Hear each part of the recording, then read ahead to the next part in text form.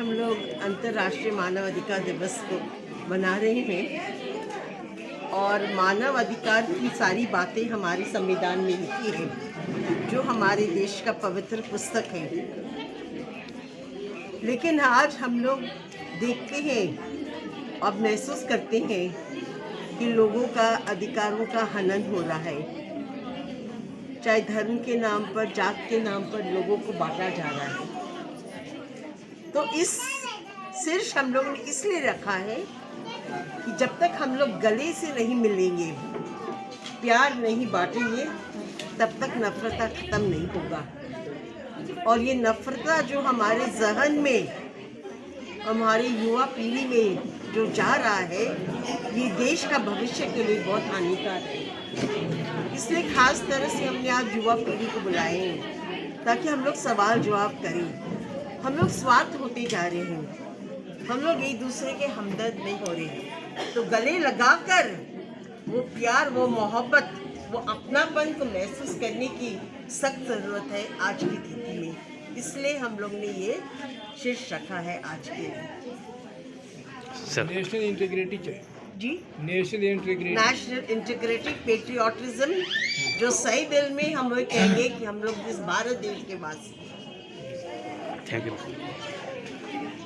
आज आश्रय अभियान के तरफ से बहुत ही ऐतिहासिक और बहुत ही दिल छूने वाला कार्यक्रम हुआ है। सबको गले लगाना है। यह देश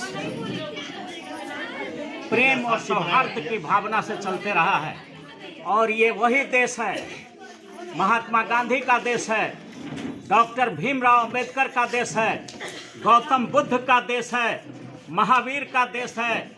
और इस देश की एक एक जनता के खून में है।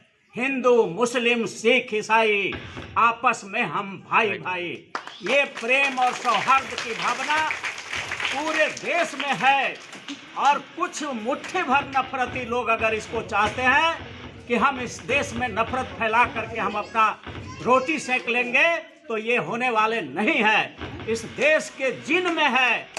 भारत की एक एक जनता प्रेम और मोहब्बत से रहना चाहती है और नफरत के पैगाम फैलाने वाले आज न कल मिट्टी में मिल जाएंगे।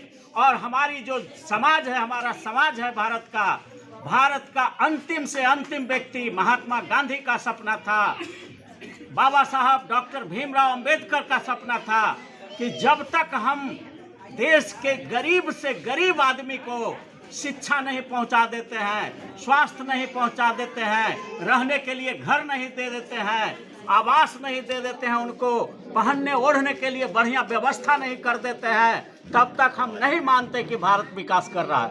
ये गांधी और अंबेडकर का सपना था। आज का विकास बदल दिया है, विकास का परिभाषा बदल दिया है इन लोगों ने।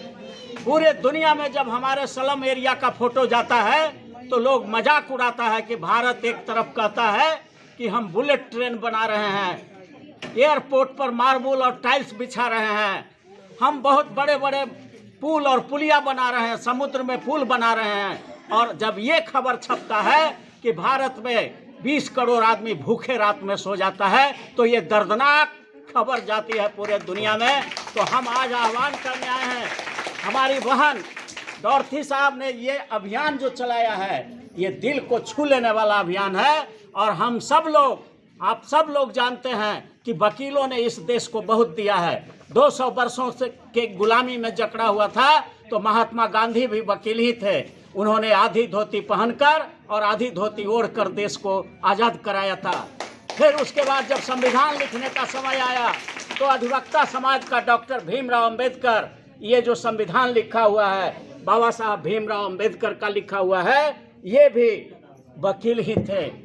फिर 532 रियासतों में भारत बटा हुआ था, तो 532 रियासतों को एक करने वाला लौह पुरुष सरदार वल्लभ भाई पटेल भी अधिवक्ता समाज के थे। आज अरुण कुशवाहा बहन जी के प्रभाव से, हमारे अरुण मेहता जी के प्रभाव से, रुक्मिणी देवी के प्रभाव से हमें लगा कि हमें भी अपने पूर्वजों के रास्ते पर चलना चाहिए और देश के अंतिम व्यक्ति जो गरीब समाज है उसके लिए उठ करके खड़ा होना चाहिए और ये आवाज उठानी चाहिए। अरुण कुशवाहा, संविधान विशेषज्ञ, advocate, Patna high court and supreme court of India. Thank you. के मुख्य उद्देश्य यही है जो हमारा अधिकार मिलना चाहिए। जो मेरा अधिकार है वो अधिकार हम लोग नहीं मिलता, से वंचित है।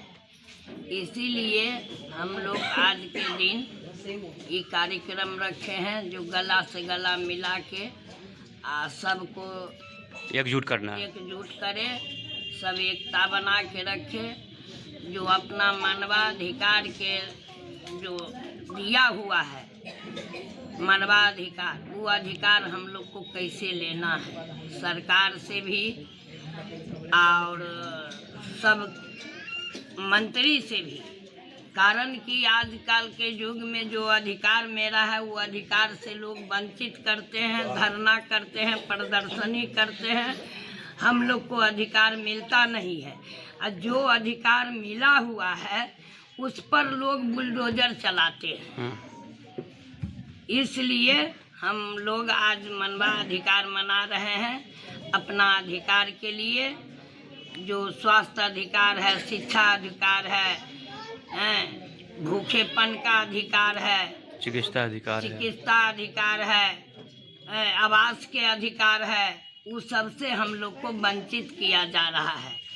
इस अधिकार में हम लोग खाली शिक्षा पाए हैं, शिक्षा को अधिकार मिल गया है। जो मिला हुआ है उसको हम लोग नकार नहीं सकते हैं। शिक्षा को अधिकार मिला हुआ है। जो छोटा छोटा बच्चा मेरा 5वां तक स्कूल मोहल्ले में पढ़ता है और उसके बाद वहाँ से वो आगे बढ़ता है। चाची थोड़ा अपना परिचय बता दें। मेरा नाम रुक्मिनी देवी हुआ, शाहगड्डी मस्जिद हज भवन के पीछे। धन्यवाद। वही है कि हम कितना इन अधिकारों में हम पहुंच पा रहे हैं और कितने लोगों तक ये अधिकार मिला है उसका एक एनालाइज कर सकें। धन्यवाद।